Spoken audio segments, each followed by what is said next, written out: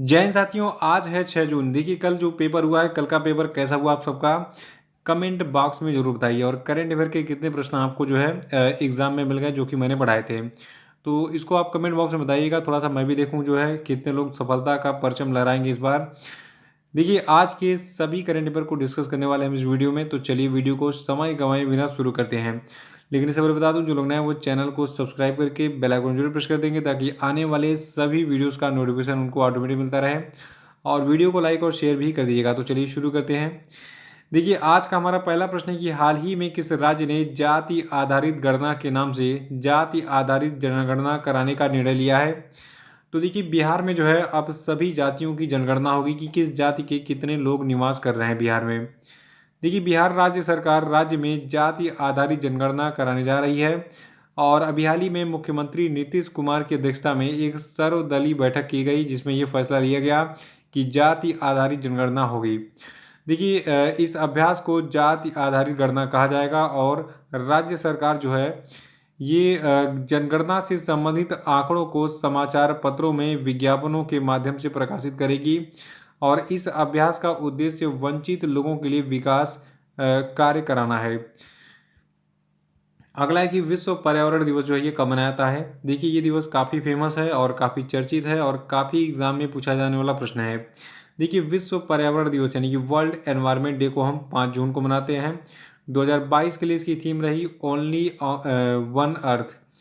और देखिए आपको बता दूं, विश्व पर्यावरण दिवस जो है इसकी स्थापना 1972 में संयुक्त राष्ट्र के द्वारा ह्यूमन एनवायरनमेंट पर स्टॉकहोम सम्मेलन जो कि 5 से 16 जून 1972 तक चला था, इसमें की गई थी, जिसमें 119 देशों ने हिस्सा लिया था।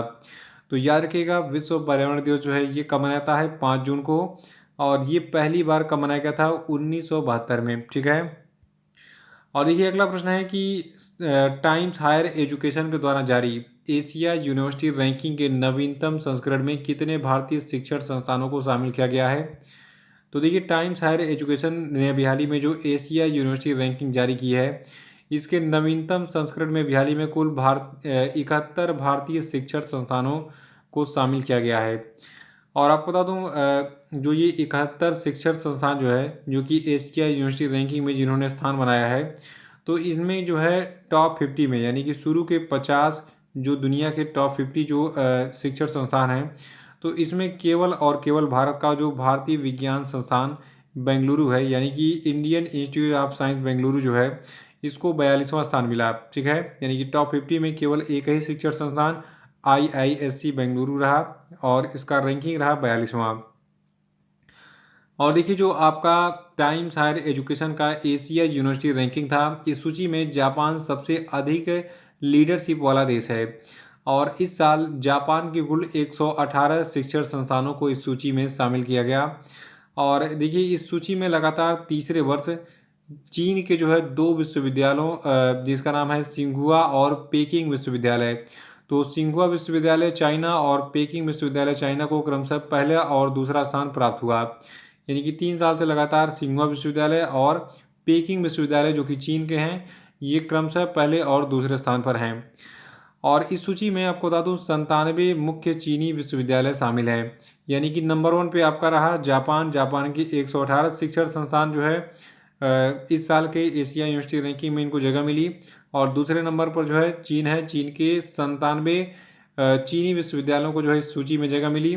और इस रैंकिंग में जो है रैंकिंग के 2022 संस्करण में पूरे एशिया के 31 देशों और क्षेत्रों के 616 विश्वविद्यालयों को शामिल किया गया था, जिसमें भारत के कुल कितने शिक्षण संस्थानों को 71 शिक्षण संस्थानों को शामिल किया गया। और इसी के साथ भारत इस रैंकिंग में तीसरा सबसे अधिक लीडरशिप वाला देश था। तो पहले स्थान पर याद रखिएगा जापान, फिर चाइना, फिर इंडिया। देखिए भारत के जो ये 71 शिक्षण संस्थान हैं, इनमें जो प्रमुख शिक्षण संस्थान है जिनकी रैंकिंग पूछी जाएगी मैं आपको बता देता हूँ। देखिए जो भारतीय विज्ञान संस्थान बेंगलुरु है ये 42वें स्थान पर रहा इस रैंकिंग में। JSS अकादमी 65वें स्थान पर रहा। भारतीय प्रौद्योगिकी संस्थान रोपड़ यानी कि IIT रोपड़ 68वें स्थान पर रहा। और जो IIT इंदौर है ये 78वें स्थान पर रहा। IIT कानपुर 120वें स्थान पर रहा। अलगप्पा विश्वविद्यालय 122वें स्थान पर रहा। थापर संस्थान 127वें। सविता विश्वविद्यालय 131वें और महात्मा गांधी विश्वविद्यालय को 139वें स्थान पर रखा गया था। और इस सूची में दिल्ली टेक्नोलॉजी यूनिवर्सिटी जो है ये आपका 149वें स्थान पर था। बनारस हिंदू विश्वविद्यालय 153वें, रासायनिक प्रौद्योगिकी संस्थान 158वें, जामिया मिलिया इस्लामिया 160वें, और जो आपका जेएनयू के नाम से फेमस है जवाहरलाल नेहरू विश्वविद्यालय, इसको 167वें स्थान पर रखा गया। अंतर्राष्ट्रीय सूचना प्रौद्योगिकी संस्थान हैदराबाद 174वें स्थान पर, इंद्रप्रस्थ सूचना प्रौद्योगिकी संस्थान को 177वें, और पंजाब विश्वविद्यालय को 197वें स्थान पर रखा गया। तो ये थी आपकी जो है टाइम्स हायर एजुकेशन की एशिया यूनिवर्सिटी रैंकिंग, जिसमें पूरी दुनिया के 616 विश्वविद्यालयों को रैंकिंग दी गई, और इसमें केवल एशियन कंट्रीज़ के जो है देश थे, ठीक है। यानी कि एशिया महाद्वीप के जितने भी देश हैं उन सभी में जो शिक्षण संस्थान हैं उनकी सूची थी ये। अगला प्रश्न कि हाल ही में किसने भारतीय प्रतिभूति और विनिमय बोर्ड यानी कि security and exchange board of India, इसको आप शॉर्ट में सेबी कहते हैं, तो इसमें पूर्णकालिक सदस्य के रूप में कार्यभार संभाला। तो देखिए सेबी में पूर्णकालिक सदस्य के रूप में कार्यभार संभाला है अश्विनी भाटिया ने, और भाटिया के शामिल होने के बाद सेबी में अब कुल 3 जो है सदस्य हैं, ठीक है। देखिए सरकार ने अभी चौथे सदस्य की नियुक्ति नहीं की है, जब होगी तो मैं आपको बता दूंगा। और सेबी की बात करें तो देखिए सेबी की स्थापना 12 अप्रैल 1992 को हुई थी। मुख्यालय इसका मुंबई में है, और वर्तमान में सेबी के अध्यक्ष हैं माधवी पुरी बुच। अगला कि हाल ही में किस देश ने यूरोपीय संघ की रक्षा नीति में शामिल होने के लिए जनमत संग्रह कराया। तो देखिए जो आपका यूरोपीय यूनियन यानी कि यूरोपीय संघ है, इसकी रक्षा नीति में शामिल होने के लिए जनमत संग्रह डेनमार्क ने कराया है। देखिए डेनमार्क एकमात्र यूरोपीय संघ सदस्य है जो कि यूरोपीय संघ की सामान्य सुरक्षा और रक्षा नीति का हिस्सा नहीं है। और छठवां प्रश्न कि हाल ही में किसी राज्य सरकार ने 6 रोड ट्रांसपोर्ट ऑफिस यानी कि आरटीओ सेवाओं को ऑनलाइन करने का निर्णय लिया है। देखिए वैसे तो बहुत सारी सेवाएं महाराष्ट्र में जो है जो आरटीओ की हैं ये ऑनलाइन है, लेकिन 6 नई सेवाओं को इसमें शामिल किया गया है, और इसको अब याद रखिएगा। देखिए महाराष्ट्र सरकार ने 6 रोड ट्रांसपोर्ट ऑफिस यानी कि आरटीओ सेवाओं को ऑनलाइन करने का निर्णय लिया है। और देखिए अब जिन लोगों को अंतर्राष्ट्रीय ड्राइविंग लाइसेंस के लिए स्थायी ड्राइविंग लाइसेंस या फिर सत्यापन की आवश्यकता होगी, उन्हें आरटीओ में जाना होगा। महाराष्ट्र का परिवहन विभाग जो है ये 80 ऑनलाइन सेवाएं प्रदान करता है, और अब 6 और सेवाओं को इसमें शामिल किया गया है, यानी कि टोटल अब 86 ऐसी सेवाएं हैं जो ऑनलाइन मिलेंगी महाराष्ट्र रोड ट्रांसपोर्ट ऑफिस यानी कि आरटीओ में। अगला हाल ही में केंद्रीय शिक्षा मंत्रालय के द्वारा प्रस्तावित नए मॉडल स्कूलों का क्या नाम रखा गया है। तो देखिए केंद्रीय शिक्षा मंत्रालय के द्वारा जो है जो प्रस्तावित नए मॉडल स्कूल हैं इनका नाम पीएम श्री स्कूल रखा गया है।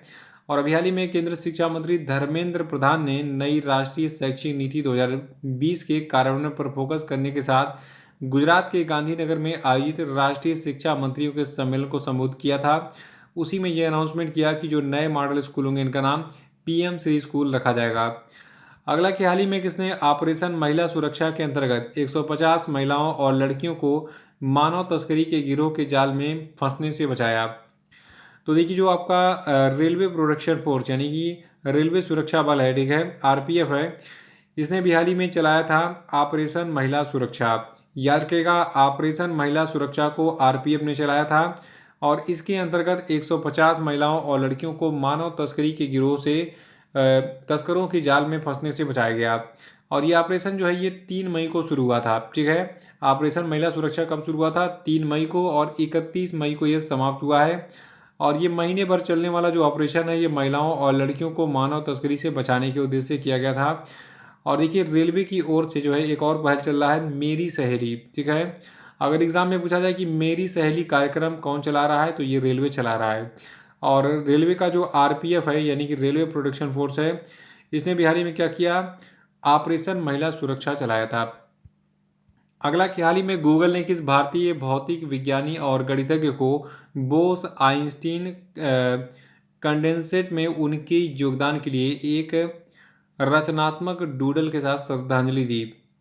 तो देखिए जो आपके सत्येंद्र नाथ बोस हैं जो कि एक भारतीय भौतिक विज्ञानी और गणितज्ञ थे, तो अभी हाल ही में जो है जो आइंस्टीन कंडेंसेट है तो इसमें इनके योगदान के लिए गूगल ने क्या किया, एक डूडल बनाया था, जो डूडल कुछ इस प्रकार से दिख रहा था। इसमें ये रिसर्च करते वक्त दिख रहे थे कौन, सत्येंद्र नाथ बोस जी। देखिए सन 1924 की बात है। सन 1924 में आज ही के दिन यानी कि 4 जून को, मतलब आज 4 जून नहीं है, 4 जून की घटना ये है, ठीक है, तो अच्छे तारीख है। तो 1924 में 4 जून को जो है, जो आपके सत्येंद्र नाथ बोस हैं, इन्होंने क्वांटम फार्मूलेशन को जो है अल्बर्ट आइंस्टीन को भेजा था, जिसे क्वांटम मैकेनिक्स के एक महत्वपूर्ण खोज के रूप में मान्यता मिली थी आइंस्टीन के द्वारा। तो इसीलिए जो है 4 तारीख को जो है यानी कि 4 जून को सत्येंद्र नाथ बोस का एक डूडल जो है बनाकर गूगल ने इनको श्रद्धांजलि दी थी। और 10वां प्रश्न है, हाल ही में पूर्ण कोविड-19 टीकाकरण सुनिश्चित करने के लिए कौन सा अभियान शुरू किया गया। तो देखिए पूर्ण कोविड-19 टीकाकरण सुनिश्चित करने के लिए जो है जून 2022 में हर घर दस्तक अभियान 2.0 को शुरू किया गया। अब सवाल यह आता है कि 2.0 अभी शुरू किया गया, तो 2.1 कब शुरू हुआ था, मतलब 2.1 क्या कह रहे हैं, मतलब 1.0 कब शुरू हुआ था। देखिए जो आपका ये हर घर दस्तक अभियान है, ठीक है, ये पहली बार शुरू हुआ था नवंबर 2021 में, और इसका उद्देश्य था टीकाकरण। भारत के सभी जितने भी पात्र लोग हैं सबको टीकाकरण किया जाए। देखिए देश भर में अब तक जो है 193.6 करोड़ खुराकें दी जा चुकी हैं कोविड-19 की। और अभी रिसेंटली देखिए 1 जून से 31 जुलाई के बीच में 2 महीने तक जो है हर घर दस्तक अभियान 2.0 चलाया जा रहा है, जिसके अंतर्गत जितने भी पात्र लोग बचे हैं जिनको कोविड का टीका दिया जाना है, सबको टीकाकरण करने का जो है अभियान सुनिश्चित किया गया है। तो ये थे आपके आज के सभी महत्वपूर्ण प्रश्न। अब हम बात करेंगे आज के सभी क्वेश्चन ऑफ डे पे, तो सभी लोग कमेंट बॉक्स में इसका आंसर बताएंगे। और देखिए अगर आप डेली और मंथली करंट अफेयर के सभी वीडियोस का अपडेट पाना चाहते हो तो टेलीग्राम चैनल को जरूर ज्वाइन कीजिएगा, डिस्क्रिप्शन बॉक्स में इसकी लिंक दी गई है। और हमारे यूट्यूब के प्लेलिस्ट में भी आपको सारे monthly, yearly, daily current affair के वीडियोस और उनके पीडीएफ वगैरह मिल जाएंगे। पहला प्रश्न है कि आज का कि आक्रामकता के शिकार मासूम बच्चों का अंतर्राष्ट्रीय दिवस कब मनाया जाता है, बताइए। नहीं बताया तो कल का वीडियो देखिए रिवाइज कर डालिएगा। अगला कि हाल ही में किस राज्य सरकार ने कॉलोनियों और सड़कों का नाम बाबा साहब अम्बेडकर के नाम पर रखने की घोषणा की है, बताइए। और अगला कि हाल ही में किस स्वतंत्रता सेनानी का निधन हो गया जिन्होंने औपनिवेशिक ब्रिटेन से भारत की स्वतंत्रता के लिए लड़ाई लड़ी, बताइए। चौथा कि हाल ही में किस राज्य सरकार ने ई प्रस्ताव प्रणाली की प्रमुख पहल मेघालय एंटरप्राइज आर्किटेक्ट के हिस्से ने जो है स्विट्जरलैंड के जिनेवा में UN award world summit on the information society forum पुरस्कार जीता, बताइए। और पांचवा कि हाल ही में सरकार ने 2021-22 के लिए ईपीएफ जमा पर कितने % ब्याज देने की घोषणा की है, बताइए। और अब हम बात करेंगे कल के पूछे गए सभी क्वेश्चन अपडेट के सही उत्तरों की। देखिए का पहला प्रश्न है कि विश्व साइकिल दिवस यानी कि वर्ल्ड बाइसिकल डे कब मनाया जाता है, तो इसको हम 3 जून को मनाते हैं, और 3 जून को मेरा जन्मदिन भी था, तो इसको आप कोरिलेट करके याद कर सकते हैं। और मैंने इसको ऐसे ही याद किया था कि 3 जून को मेरा बर्थडे है और 3 जून को जो है ये दिवस मनाया गया। अगला है कि किस राज्य सरकार के द्वारा ACB 14400 नाम का एक एप्लीकेशन लॉन्च किया गया था, तो इसको लॉन्च किया था आंध्र प्रदेश ने। और तीसरा था बांग्लादेश ने किस ऑलराउंडर को तीसरी बार टेस्ट टीम का कप्तान अपॉइंट किया है, तो देखिए बांग्लादेश की टेस्ट टीम के तीसरी बार कप्तान बने हैं साकिब अल हसन। चौथा था कि हाल ही में भारत और किस देश के बीच में तीसरी पैसेंजर ट्रेन मिताली एक्सप्रेस को हरी झंडी दिखाई गई, तो देखिए ये ट्रेन बांग्लादेश और भारत के बीच में चलाई जा रही है। और देखिए इसके बारे में परसों मैंने बहुत ही कुछ डिटेल बताया था कि इसके पहले 2 ट्रेनें कौन चलाई गई थी भारत और बांग्लादेश के बीच में, तीसरे का नाम तो मिताली एक्सप्रेस है, पहले और दूसरे का नाम क्या था, और ये किन किन प्लेसेस के बीच में चलती हैं भारत और बांग्लादेश के बीच में, ये भी मैंने बताया था। तो आप परसों का वीडियो देख के उसको रिवाइज करके नोट जरूर कर लीजिएगा, वो एग्जाम में पूछे जाने वाला पॉइंट है। पांचवा है कि संयुक्त राष्ट्र ने हाल ही में किस देश का नाम बदलने के लिए अनुरोध को स्वीकार किया है, तो देखिए जो आपका तुर्की है इसका नाम बदलने वाला है, अब इसको तुर्की के नाम से जाना जाएगा।